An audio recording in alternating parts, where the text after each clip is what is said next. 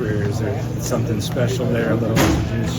Had a lot of success there. I got a lot of, I wouldn't say that nothing like extra. You know, they were in the division for a long time when I was in Minnesota, so had a lot of good OCs too, good quarterbacks, so it's nothing extra. That's a hell of a place to play, you know, historic, something that I never, you know, didn't want to never unappreciate or like take lightly. It's a blessing to be able to play there, you know. It's a lot of people that's been able to come through there, some great receivers, so nothing extra, just, you know, a good place. Stefon, what did you learn about? You played there many times. You mentioned some historic place. What did you learn about there over the years as you played there? Can't ride the wave. You know, the crowd is definitely going to be involved in the game. They've always had a good team. You know, all those years back in the day with Aaron Rodgers, I had some rough times over there. You know what I'm saying? Like, I remember one game. I remember it was like back to back to back. It's crazy just to see what kind of transpired in the league as of recently with Devontae and Aaron. So they kind of brought me back to some memories. And I'm playing Green Bay this week, so I was just like, damn, I remember some good times and some bad. So, you know, usual football stuff. The balance that was created last week on run and pass, how advantageous is that to the coverages you guys will see and just the unpredictable nature of the offense? Just got a lot of horses in the stable. You know, I kind of spoke to it a little bit last week, just as far as like the guys that we got. You know, we had got some guys banged up and just like, you know, no drop off. You know, going the game, having the right mindset. We got so many players. We even got more guys, you know, behind us, the guys that's playing right now that's, you know, begging for their chance. So something that we can't take lightly. And we go out there and practice the right way or try to practice the right way, just to lead by example and let guys know, you know, no work goes unnoticed. You know, just got to keep putting it in. Not only be the example for the receivers, but, you know, we go as we go. I feel like as an offense, obviously, you know, we got Joe Mixon, you know, leading this thing too. But as a receiver, we can control some of it and be in that spark. Stefon, do you have to change anything when you're going up against aggressive cornerbacks like that who are also ball hawks? No, I mean, I feel like, you know, we got one of those aggressive guys on our team, exactly, with Derek Stingley. We kind of see him a lot, but, you know, I've been in the league a long time. I've seen a lot of corners, aggressive, soft shoe, off, like, just watch a lot of tape, kind of figure out what a guy likes to do. You know, I've been around this thing for a little while now, so I kind of take it as it go, but I don't really change how I play. Do you look forward to the battle, though, with Alexander? Y'all got a little bit of a history. Y'all gone toe-to-toe. Do you look forward to competing with him? I can say, yeah, but it's no different than I approach any other week.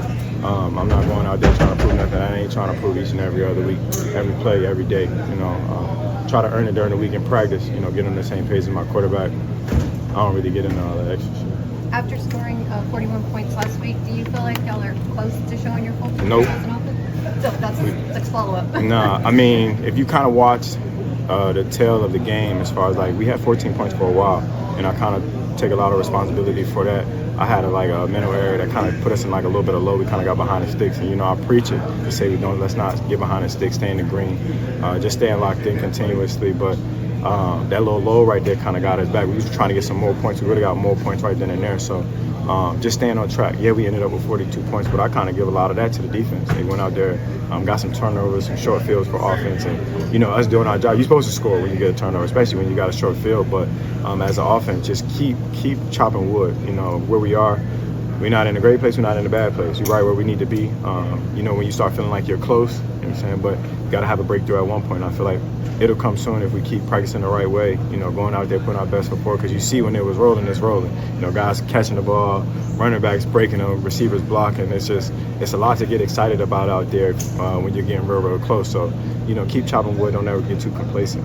A few more. You played a lot of football. Do you talk to the younger guys about like how to avoid those lows? 100%. That's one of the biggest things, especially the guys that don't play as much. You know what I'm saying? A guy like Mechie, who's a baller, who's a dog, he might not see a lot, but when he's out there trying to take advantage of his opportunities and just kind of staying there on a positive reinforcement. Like I've been there, I promise you I've been there. I tell them all the time, I've been there. I've been exactly where you are right now. Just take advantage of your opportunities. You know, keep chopping wood. When you get opportunities, be in the right spot, catch the ball, be a receiver. You know what I'm saying? Nothing that you aren't already being, but I just try to be that positive reinforcement just because shit, I've been there, you know what I'm saying? I think it's going to help our team, especially, you know, the more the merrier. You know, all these horses in the stable, they got to ride at one point. We talked about Joe a little bit earlier. How good did it feel just to have him back on the field? Shit, it was exciting. Shit. You know, as a receiver, you want to say like, damn, I wish we threw the ball and do all that, but it's hard not to be a huge fan of Joe and what he brings to our team. I feel like it's a balance. We got enough horses in the stable that the ball can go around. You know what I'm saying? And he makes it easy as a receiver to be like, man, I got to block my guy, because you just never know. Joe had a couple runs, even DP had a couple runs that those receivers were blocking. If you're blocking downfield, you know what I'm saying, if your guy don't make the play, he might score. You know what I'm saying? I make fun of them all the time. They both almost got caught, so I've been talking a lot of junk, but it's easy to be that when you're a receiver. In my past I didn't block too much, so this is the most blocking I've ever done, and I'm proud of it. Yeah, man, it's a blessing, man. It just shows the power of God and him just using me to go out there and perform, man. And like I said after the game, that was just my prayer for him. For me just to, ask him, Lord, just let me be at peace, let me have faithfulness, and let me just worship you and give you all the praise, man. And honestly, I just got to give another big shout out to my D-line, man. Like, they've been such a great help. Like, I was walking off the field with Denico today, man, and me and him was having some words, and I was telling him, like, I appreciate them so much, man, because they give me so much confidence. They help me. They build me up, man, and they don't even know how much I'm so grateful and thankful for them that they're here and they're able to help me achieve my goals as well. Well, you're doing things that haven't been done around here since J.J. Watt. I know you appreciate the history of the game, that combination, 3 sacks, pass tipped, defense, tackle for loss. How does that kind of hit you? Number 99 is one of the best of all time. Yeah, man, it's an honor to be up there with him, man, and I respect this game so much, and I look up to JJ, man. He's been a great, role model in my life. He's been helping me, keeping me encouraged and everything like that, man. And you just got to keep going, can't get comfortable. And I think Coach Ryan, he always hit it on the head, man. Just staying on edge, and that's for me and my mentality. That's how I always operate, man. It's like, yeah, that's good, but like, what's next? What you gonna do now? So it's just about just enjoying the process, man. Loving this process, falling in love with this process, man, and keep growing, keep getting better each week. And that's just my biggest thing is how can I get 1% better each week, and how can I stay consistent as long as possible until the end of the season. He's encouraging you. Are you guys in communication? Yeah. He texts me. It's like, have a day, man. And he always texts me every time, something good happens or if he sees something, man. And like I said, he's been a great role model for me, man. He's been a great guy to have in my corner to help me. Pressure in the quarterback is what the defense does the best. How important is that going to be this weekend? Yeah, it's important every weekend, man. It's important every weekend, man. We want to be one of the best defensive lines in this league, man. And it just starts with the preparation throughout the week, how we get into the quarterback throughout the week, how are we training ourselves throughout the week, man. Like I said, I think we have a really great group of guys to do that and know how to do it the right way. Tackling Josh Jacobs, the importance of that, how difficult. You see a lot of people try to bring him down and have that success. Yeah, I just know him from his Bama days, just watching him run the ball there, man. And it's gonna be a challenge, man. But it's the league. That's what the league is for, man. Great running backs, great players all over, man. And it's gonna be a great challenge for us. And Coach Denico, he has been put in this position to make sure that we're tackling, putting body on body, and making sure that when we get to Sunday, we do that. It's a great challenge. It's a week where you're facing a premier quarterback. What makes Jordan Love difficult? Yeah, man, he's really good with his feet. He can escape the pocket, man. He can roll out. He sets very deep, man. And he's a playmaker. He's one of the best quarterbacks we're going to see this year. We just have to do a really good job of doing us, executing, and having fun up front, man, and just balling out and making sure that we're on the details of our job. Hey, CJ had talked about how important y'all's relationship has been to his journey here and kind of his progress. Has it been the same for you? Has he helped you? Of course he has. Of course. Me and CJ sit in the front row of every team meeting, man. I get to see him every day, walking through the locker room, all that type of stuff. We keep each other grounded, man. We keep each other like we're both big in our faith. So anytime he see me down, he encourages me. Anytime I see him down, I encourage him, man. And to both be like the cornerstones on the defensive offense, man, we want to make sure that we're always keeping each other uplifted, man, because sometimes it can be a lot of pressure, and we're both hard on ourselves. And I can tell when CJ's being hard on himself, I said, man, relax. Like, he gonna be good. Like, you know who you're doing it for. You know who got you, man. And he already knows who I'm talking about. So, man, it's great having a guy like CJ in the building, having a guy like that to have my back, man. He keeps me grounded. He gives me confidence, man. And I just want to keep playing hard because I know I got 7 on the other side. And he said that your moms have become pretty close too. Is that cool that relationship is fun? Yeah, man, they're really close. They love football just as much as we love football, and they're fantastic. Like, we both come from really great households. Both our moms are really great. Everybody loves our mom. They love each other, man, and it's like a family unit here. You talk about wanting to be one of the best defensive lines in the league. This week, you guys get a boost with Nico. Being around him in meetings and on the practice field, what does he bring to the team? Oh, country.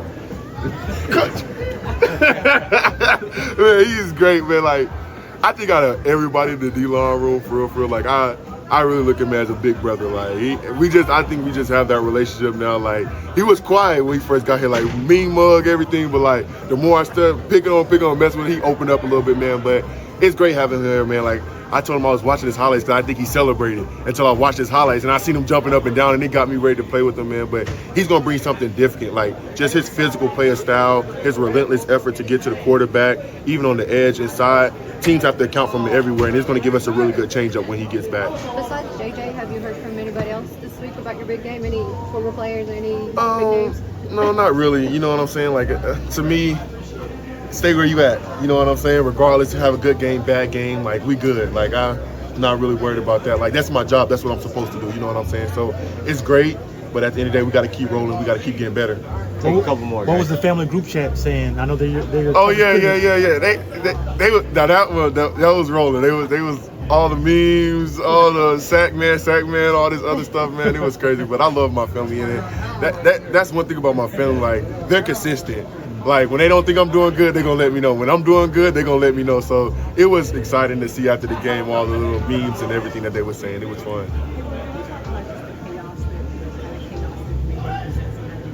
I'm sorry, I can't hear you. Yeah, like I said, Jordan Love does a really good job of commanding that offense, man. They rally around him. Josh Jacobs running downhill, top 5 in running category. So we have to do a good job of just doing us. And this is just eliminating explosive, man, and just going out there swarming and having fun. And that's how we can be able to control this game. Well, every time you get a sack, counts. Yes. To families, I don't know how many families, but you got 3 sacks. How many families were you able to help? 3,000. I was able to donate 3,000 meals, and that's very special. I'm glad you asked that question, man, because I take pride in that as well. And it hit me when they had reposted, and I was like, man, like, it's just doing more. It's just everything I'm doing on the field is helping people off the field too as well. So like, that just gave me even more, confidence. Like, I'll get to help somebody while I get to do this job. So that was a blessing as well. Lambeau is one of the more iconic places to play. Denico Ryan's called it special for you.